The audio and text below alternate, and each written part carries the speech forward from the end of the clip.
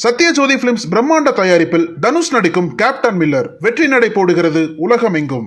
மயிலாடுதுறை மாவட்டம் சீர்காழி சுற்றுவட்டார பகுதிகளில் விளைநிலங்களில் கடந்த 7 நாட்களாக மழைநீர் தேங்கியுள்ள நிலையில் மோட்டார் மூலம் மழைநீரை வெளியேற்றும் பணியில் விவசாயிகள் தீவிரம் காட்டி வருகின்றனர். கூடுதல் விவரங்களை தர இருக்கிறார் செய்தியாளர் உமாரமணன். வணக்கம், விவரங்கள். வணக்கம் தர்ஷினி.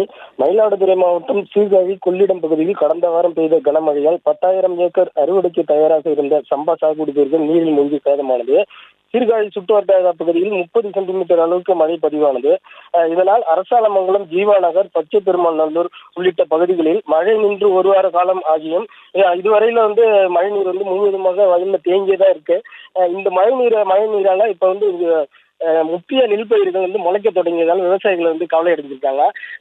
ஏற்கனவே ஏக்கருக்கு 30,000 ரூபாய் செலவு பண்ண நிலையில இந்த மழைநீரை வெளியேற்றுறது மோட்டார் மூலம் இந்த மழைநீரை வெளியேற்றி வருகிறார்கள்.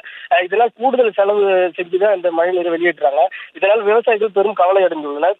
எனவே அரசு மழையால் பாதிக்கப்பட்ட விளைநிலங்களை உரிய கணக்கீடு செய்து நிவாரணம் வழங்க வேண்டும் என விவசாயிகள் கோரிக்கை விடுத்துள்ளனர். தர்ஷினி, செய்திகளை உடனுக்குடனும் துல்லியமாகவும் தெரிந்து கொள்ள சப்ஸ்கிரைப் பண்ணுங்க.